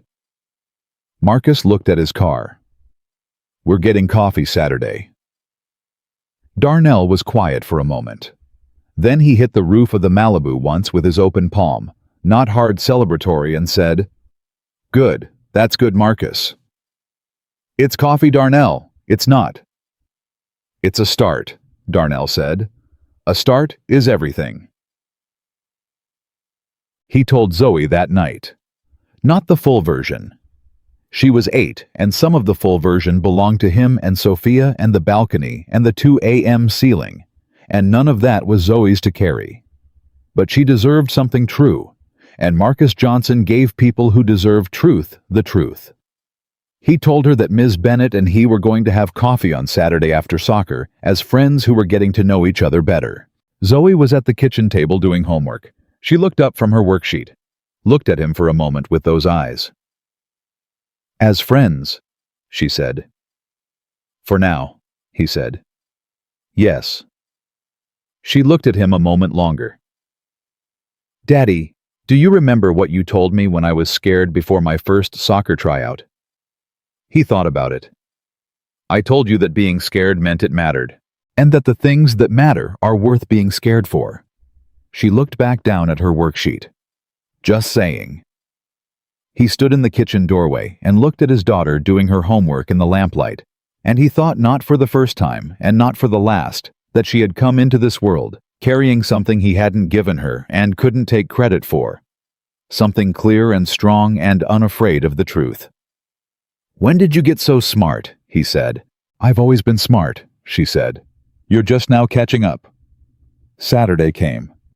Zoe's team won their soccer game 3-1, and she scored once and assisted once and celebrated both with the focused satisfaction of someone who had prepared and executed.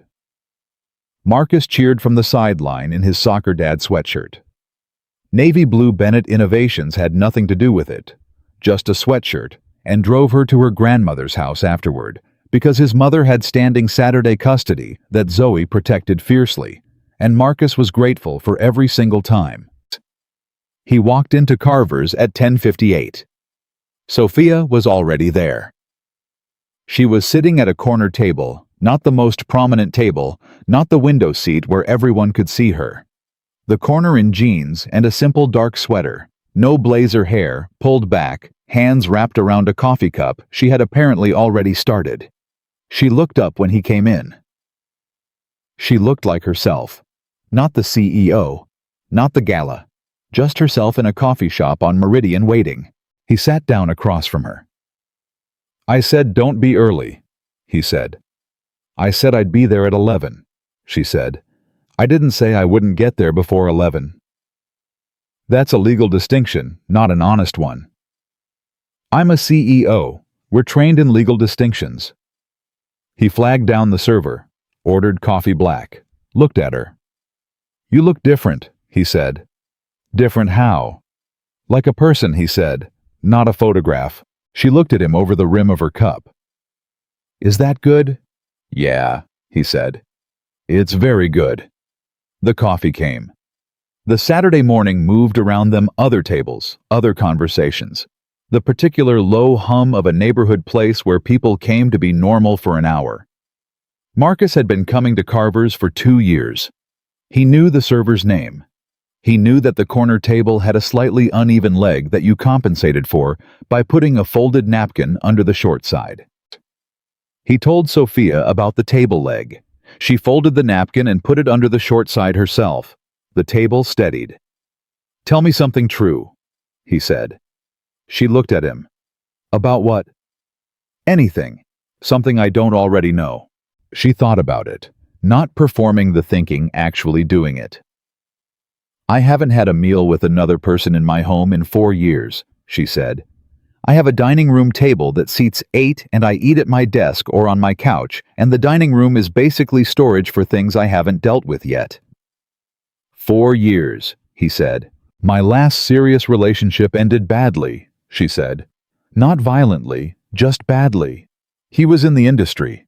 He understood my schedule intellectually and resented it emotionally, and the resentment built up sideways until it came out in ways that were—" She paused. "It took me longer than it should have to leave because I'm stubborn and I don't like failing at things." "Leaving isn't failing," Marcus said. "I know that now." "Did he—" Marcus stopped, chose his words. "Did he hurt you?" She looked at him steadily. "Not physically, but yes." She said it clean without flinching. Words mostly, and the specific kind of cruelty that knows exactly which insecurities to press. A pause. "He told me the reason I was successful was because I had replaced the need for love with the need to win, that I wasn't capable of the other thing." Marcus was very still. "I believed him for longer than I should have," she said. "That's the part that still bothers me. Not what he said, that I believed it." "He was wrong," Marcus said. Simply, directly, no decoration. She looked at him. "You don't know that." "I know what I've seen," he said. "I've watched you listen to a 7-year-old talk about school Wi-Fi like it was the most important thing in the room. I've watched you fix a library funding formula at 9 p.m. on a Thursday because a kid mentioned it. I've watched you cross a room with a fistful of napkins for someone who wasn't important to your agenda." He held her gaze. "A person who replaced love with winning doesn't do those things." Sophia looked at him for a long moment. Something in her face moved the same movement he'd seen on the balcony, the same putting down of something heavy but quieter now. More private. "Your turn," she said. "My turn what?" "Something true. Something I don't know." He thought about it. "I still have the ring box," he said. "In my jacket. I haven't moved it." She was quiet. "Not because I'm holding on to what it was for," he said quickly. I think I kept it because throwing it away felt like admitting something I wasn't ready to admit yet. That the version of the future I thought I was building was gone." He paused. "But sitting here right now—" He stopped. "What?" she said. "I think I'm ready to take it out of the pocket," he said. Sophia looked at him across the corner table with the steadied leg in the Saturday morning light of a coffee shop on Meridian, and she said nothing for a moment. Then, "I think that's a good idea." He reached into his jacket, took out the ring box, set it on the table between them. It sat there, small and velvet and entirely stripped of the meaning it had carried for 5 weeks. Just an object now, just a thing. He picked it back up, put it in his jeans pocket instead. "I'll deal with it later," he said. "Okay," she said. "Sophia." "Yeah." "I want to try," he said. "I'm scared of the right things, I think, but I want to try." She set her coffee cup down, put her hands on the table, looked at him with the full direct attention that he had come to understand was her version of being completely open. "So do I," she said. "It'll be slow," he said. "Because of Zoe. I need it to be slow and careful and real." "Slow and careful and real," she said. "I can do that." "And honest," he said. "Always. Even when it's uncomfortable. Especially then." That, she said, is the one thing I'm genuinely good at. He believed her. He had believed her since the night she'd said, "I would have chosen you," in a voice that had nothing decorative left in it. He picked up his coffee cup. She picked up hers. Outside the city did what it always did. Moved, breathed, went on without waiting for anyone to catch up. But inside Carver's Coffee on Meridian, at a corner table, with a steadied leg and 2 cups of black coffee going slowly cold, something was beginning. Not loudly, not dramatically, not with velvet boxes or ballrooms or borrowed suits. Just 2 people, being honest, showing up. That was all, and it was everything. But slow and careful and real turned out to mean something specific and different from anything either of them had done before. It meant Saturday mornings at Carver's that started at 11 and ended when the afternoon light shifted through the windows and the server came by for the 4th time to refill cups. Neither of them had asked to be refilled. It meant texts that arrived late at night, not romantic, not urgent. Just the specific frequency of 2 people who had gotten used to the presence of another person's thoughts. It meant Sophia calling on a Thursday when the district came back with a complication about the library allocation, and Marcus listening while she worked through it out loud, and him saying, "Go back to the funding formula. 2nd paragraph. There's language in there, they're interpreting wrong." And a silence, and then, "How do you know that?" And him saying, "I read it when you sent it. I read everything, Sophia." And the sound of her exhale, something between relief and something warmer. It meant Marcus showing up to things. That was his part, his specific contribution. He showed up to Carver's, to phone calls, to the truth, to whatever was hard. He had been showing up his entire life, and it had not always been received as the extraordinary thing it was. With Sophia, it was received correctly. She recognized it the way someone recognizes a language they grew up hearing but rarely got to speak. And it meant Sophia learning to stop. That was her part. She was a woman built for motion, forward, always forward, the next decision, and the next quarter, and the next thing that needed fixing. Marcus was the first person in years who made her stop. Not because he demanded it, because being around him made stopping feel safe, rather than like surrender. 3 weeks after Carver's, she stopped by the school pickup line. 3 weeks. Not planned. She was 2 blocks away for a site visit with a district administrator, and she had 45 minutes, and she did not examine the decision too carefully before she made it. She texted Marcus, "I have 45 minutes. I'm 2 blocks from Riverside. Is that strange?" His response came in 90 seconds. Zoe gets out at 3:15. Parking lot, back left. She was there at 3:12, standing beside her car. Not the company car, her own, a sensible dark sedan that surprised Marcus when she told him it was hers, because he'd expected something more declarative when the school doors opened and children came out in the particular chaotic wave of 3:15 release. Zoe spotted Sophia before she spotted Marcus. She stopped walking, looked at Sophia, looked at the parking lot as if verifying the coordinates made sense. Then she walked over with her backpack and her unbothered expression and said, "You're not usually here." "No," Sophia agreed. "I was nearby." "Does my dad know?" "He does." Zoe considered this information.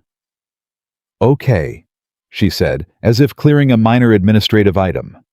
Then she looked up at Sophia with those steady eyes and said, "Do you want to come for dinner? We're having pasta. Daddy makes good pasta. It's not fancy, but it's good." Sophia looked at her. "Are you allowed to invite people to dinner?" "It's my house too," Zoe said simply. Marcus arrived beside them at that moment, slightly out of breath from crossing the parking lot, and looked at the scene in front of him. His daughter standing in her school uniform, looking up at Sophia Bennett with the calm confidence of someone who had already made a unilateral decision, and said, "What did I miss?" "I invited Ms. Bennett for pasta," Zoe said. Marcus looked at Sophia. Sophia looked at Marcus. "It's not fancy," he said carefully. "She mentioned that." "She did," Sophia confirmed. You don't have to. I want to, Sophia said, and then quieter, just for him, if that's okay. He looked at her for a moment. Then he looked at his daughter, who was watching both of them with the expression of someone who had already determined the outcome and was simply waiting for the adults to arrive at the same conclusion. Yeah, Marcus said. It's okay, yeah. His apartment was exactly what it was. He had stopped apologizing for it sometime in the last 2 years. The worn couch, the kitchen table with the scratch on the corner. From when Zoe was learning to ride a bike inside during a rainy weekend. The bookshelf he'd built from a kit and filled with her books and his books, and a collection of her drawings framed in $5 frames from the craft store. It was small and clean, and full of the specific accumulated evidence of a life being lived with intention, if not with money. Sophia stood in the middle of it and looked around. What? Marcus said, watching her. Nothing, she said. And then, it feels like people live here. We do live here. I know, she said. That's what I mean. She turned to look at him. My apartment feels like a hotel that I happen to sleep in. This feels like... She didn't finish it. She picked up one of Zoe's framed drawings instead, a stick figure with long parallel lines for braids holding hands with a taller stick figure, in an apron under a sun that took up a third of the page. Is this the one? He recognized it instantly. Yeah, he said. That's the one. She looked at it for a long moment. Set it back carefully, exactly where it had been. He shows up every day, she said quietly. The words from Zoe's drawing. No matter what. Don't, Marcus said. I'm not doing anything. You're doing something with your face, he said. Stop it. Bow. She turned around, and there it was. The full smile, not the outline, not the corner. The actual complete thing arriving without warning and changing her entire face. He had not seen it before. He had seen the approach of it, the territory around it, but not the thing itself. He stood very still for a moment. What? She said. Nothing, he said. Go sit down. I'll make pasta. She sat at the kitchen table. Zoe sat across from her and immediately opened a negotiation about whether the pasta could have extra cheese, which Marcus allowed, while pretending to deliberate. And Sophia listened to this exchange with the full focus of someone watching something they had no equivalent for in their own experience, and finding it unexpectedly essential. Over dinner, Zoe asked Sophia about the jet, about the library books, about whether being a CEO meant you got to make all the rules. Sophia answered everything directly the way she always answered everything. And when Zoe asked, "But who tells you what to do?" Sophia said, "My board of directors sometimes, but mostly my conscience." And Zoe nodded like this was the correct answer. At the end of the meal, while Marcus was clearing plates, Zoe looked at Sophia and said, "You're different at dinner." "Different how?" Sophia asked. "Less like a CEO," Zoe said. "More like a person." Marcus stopped moving plates. Sophia was quiet for a moment. Then she said, "I'll take that." "It's a compliment," Zoe confirmed. "I say that to my dad's friend Darnell, too. He's less weird in real life than at church." "Zoe," Marcus said. "What, it's true." And Sophia laughed. The full version. Not contained, not professional, not measured, just the actual laugh arriving all at once, filling the small kitchen. Marcus stood at the sink with a plate in his hand and listened to it, and thought without protecting himself from the thought that he wanted to hear that sound in this kitchen for a very long time. He put the plate down, did not examine the thought further. Just let it be there solid and clear like a fact he'd finally looked up and confirmed. The month before, the showcase moved fast. There were logistics, final planning sessions, media briefings, run-throughs with the student ambassadors, stage measurements, audio checks. Marcus was involved in more of it than he'd expected because Sophia kept texting him questions that she said were for the program and that he suspected were also just reasons to text him, And he answered everyone and didn't call her on it because he was doing the same thing in reverse. Zoe rehearsed her ambassador remarks at the kitchen table every evening for 2 weeks. Marcus sat across from her and listened, and gave notes when she wanted them, and sat on his hands when she didn't. She had a specific look that meant, "I've got this. Daddy, your job is to witness it," and he had learned to honor that look. The Wednesday before the showcase, Sophia came to the final rehearsal. Aim 2. She sat in the back of the school community room in jeans and her dark sweater, the same one she'd worn to Carver's, the one she apparently wore when she was being off-duty, and watched 6 children practice taking a stage, and she did not say a word the entire time. Just watched. When it was over, and the kids filed out, and Marcus was helping fold the chairs, she was still sitting in the back. He carried a stack of chairs to the closet, came back. She hadn't moved. "You okay?" he said. "I built a company," she said. She was looking at the empty space where the kids had been standing. "I built it from nothing.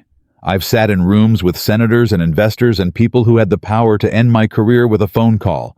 None of it ever felt like—" She paused. What that felt like, just now, watching them. He sat down in the chair beside her. "That's the point," he said gently. "Right. That's why you do this." "I know," she said. "I know that's why. I just forgot somewhere along the way that I could still feel it, that it could still get through." She looked at him. "You do that. You make things get through." He didn't know what to say to that. He reached over and covered her hand with his. Just for a moment. Just long enough to mean it. She turned her hand over and held his. They sat there in the empty community room with the folded chairs and the construction paper smell until Principal Hendricks turned off the lights in the hallway, and they both stood up and went back to the rest of their lives. But they walked out together through the dark hallway, and neither of them let go until they reached the door. The morning of the showcase, Marcus woke at 5. The morning of the showcase. He lay in the dark for a few minutes, not anxious, something different. The specific alertness of a day that meant something. He had felt it before Zoe's first day of school. Her first soccer game the morning he'd driven to the hospital the night she had a fever that spiked to 104, and then broke at 3 a.m. and left him sitting in the plastic chair beside her bed, watching her chest rise and fall, understanding in a way he could not have articulated what his life was actually for. This morning had that quality. He got up, made coffee, made Zoe's breakfast, pressed his one good shirt, not the borrowed suit, just a clean dark shirt that fit, because he was not performing anything today, just being exactly who he was in a room that would see him.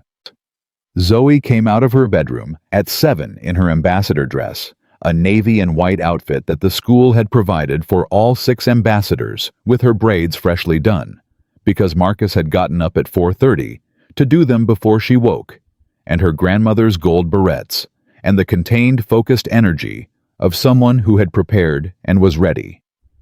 She looked at him. He looked at her. "We good?" he said.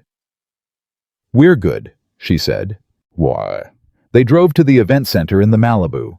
It groaned when he cut the engine in the parking lot of a venue that had valet service and a red carpet situation by the entrance, and Marcus sat for 1 second listening to it, and then got out and went around and opened Zoe's door because she was in an ambassador dress and deserved a door opened for her. Backstage was controlled chaos staff with earpieces, AV technicians. The 5 other ambassadors in matching navy and white arriving with their parents, Principal Hendricks, doing a head count at 30-second intervals. Marcus found their assigned area and helped Zoe get situated, and then stepped back to let her be what she was today, which was someone who didn't need him beside her to be confident. She needed him present. Those were different things, and he knew the difference by now. Sophia found him 20 minutes before showtime. She was in her element and not fully composed, fully in command of every logistical variable, but her eyes, when they found his across the backstage area, had the specific quality of a person whose professional armor was doing some extra work this morning. She came to where he was standing. "How is she?" she said. She's ready, he said. How are you? I'm always ready, she said. That's not what I asked. She looked at him, a breath. I want today to be right. For them. For... She stopped. It's going to be right, he said. Because you built it right. She nodded, straightened her jacket. Then she said quietly so only he could hear, sit in the front. Okay, I need to be able to find you from the stage. He looked at her. You can find me from the stage. I always find you from the stage, she said. I've been finding you from the stage for 2 months, Marcus. The rooms just had different names. He stood very still. She gave him one look, steady and clear, and entirely sure of itself, and then she walked toward the stage entrance where her team was waiting for her. He sat in the front row. The showcase was by any measure extraordinary. Not because of the lights or the production value or the media presence in the back rows, though all of that was there. Because of 6 children who stood on a stage and told the truth about what their schools needed, and what their communities meant, and what they believed about the future, in the specific, undecorated, honest language of people who hadn't learned yet to say things sideways. When Zoe stood up, Marcus sat forward. She held her paper with both hands, looked at the room. Then she did something she hadn't done in rehearsal. She put the paper down on the podium, folded her hands in front of her, and spoke without it. My name is Zoe Johnson, she said. I'm 8. I'm a 3rd grader at Riverside Elementary. My dad is in the front row. She paused. The audience responded a small, warm sound, an involuntary movement of affection toward the child who had just located her person in a crowd of hundreds. He always sits in the front, not because he needs to see better, because he wants me to be able to find him. That's something he told me once. I sit close so you can find me. Marcus pressed his hands flat on his knees. My dad works 2 jobs, Zoe continued. He fixed things at a building in the morning, and he brought people food at night for a long time. And he raised me by himself. And he read every paper I brought home, and he learned to do my braids from YouTube, and he never once missed anything that mattered. Not one time. She paused. Some people think that because we don't have a lot of things, we don't have a lot. But my dad taught me that what makes a community isn't the things. It's the people who show up. That's it. That's the whole thing. She looked at the room. So I'm here. I showed up. Because he showed me how. Maze. She picked up her paper, stepped back from the podium. The room came apart, not politely, not the restrained approval of a corporate audience, but genuinely the sound of people who had been reached. Marcus sat in the front row with his hands on his knees and his eyes on his daughter, and he did not try to stop what moved through him. He let it come. 4 years of early mornings and YouTube tutorials and yellow notepads and ring boxes and borrowed suits and nights staring at ceilings and the slow, specific work of raising a human being who knew how to stand up in a room and tell the truth without flinching. He let all of it be there. Then Sophia was at the podium. She stood with the ease of someone who had done this 10,000 times, and the weight of someone for whom today was different from all those other times. She looked at her notes once. Looked up. Found him in the front row immediately like she'd known exactly where he was, and held it for just a fraction of a second. Then she looked at the room. I started this company, she said, because I grew up in a school that didn't have enough.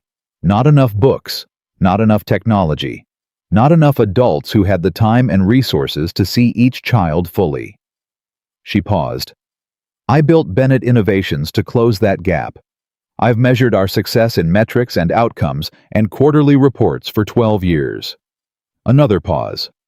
This year, I learned something that isn't in any of my metrics, something I relearned actually, something I'd known a long time ago and misplaced somewhere between the Forbes list and the 14th floor.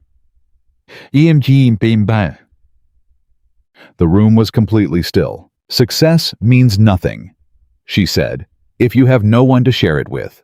Not in the abstract, specifically. The person beside you who sees what you're building and stays anyway. The child who stands at a podium and teaches a room full of adults what community actually means. She looked briefly at the front row. Just briefly. I am a better version of myself this year than I was last year. Not because the company grew, because I was paying attention to the right things. Finally. She stepped back from the podium. Marcus looked at his hands, breathed. Afterward, after the applause and the reception and the media questions and the parents finding each other and the children running in the way children run, when the formal portion is over, and they have been sitting still for too long. Marcus was standing near the back of the room with a glass of water when he felt Zoe's hand in his. He looked down. She was looking up at him with those steady eyes, and something in them that was older than 8 and younger than anything he could name. "Daddy," she said. "Yeah, baby." "Are you happy?" He looked at her. He looked at the room, Gloria catching his eye and raising her glass. Darnell, who had come, because of course Darnell had come, Principal Hendricks, who was crying again and not hiding it this time.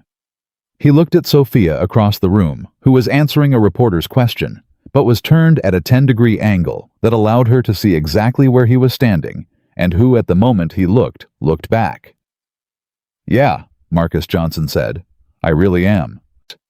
Zoe squeezed his hand once, satisfied. Then she spotted Dominic and was gone. Sophia crossed the room. She didn't rush. She finished the conversation she was in, thanked the reporter, and then walked toward him with the unhurried certainty of someone who knew where they were going. She stopped beside him.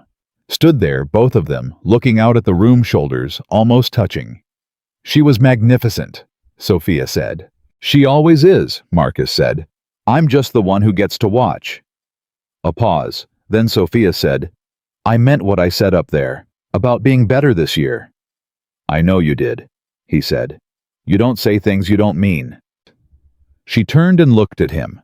He turned and looked at her, right there in the back of the room in the noise and the light of a day that had been built from a school fundraiser and a pink permission slip and a lemonade spill and a velvet box pushed back across a restaurant table. They looked at each other, and neither of them looked away.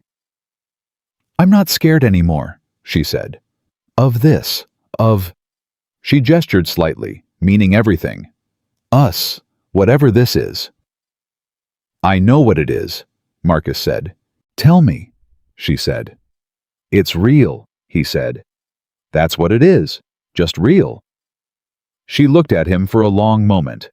Then she reached over and took his hand, not briefly, not tentatively the way she'd held it in the community room. Fully. Fingers laced. The hand of a woman who had made a decision and intended to keep it. He held on. Across the room, Zoe saw it happen. She stopped mid-conversation with Dominic and looked at her father, holding the hand of the woman who had fixed the library books and crossed the room with napkins, and found him from every stage she'd stood on, and she did something Marcus would think about for the rest of his life. She didn't say anything, didn't run over, didn't make it a moment. She just looked at her father and smiled the full smile. Not the practiced one, not the ambassador smile, just the Zoe smile, the one reserved for things that were exactly right, and then went back to her conversation. Marcus saw it. He looked down at his daughter for a long moment, and then he looked forward at the room, at the day, at whatever came next. The ring box was not in his pocket. He had taken it out of his jeans the morning after Carver's held it for a moment and put it in the back of his sock drawer. Not thrown away, just put down, set aside, released from the duty it had been carrying, which was never its actual job. He was not that story anymore. He was this one. A man who showed up every day, a daughter who knew what that looked like and had stood in front of hundreds of people and said so out loud. And a woman who had looked for him across every room she'd walked into for 2 months, and had finally on a stage in front of thousands of people, said the truest thing she knew, that none of the rest of it meant anything without someone to bring it home to. The rejection that had felt 5 months ago like the end of something had not been the end.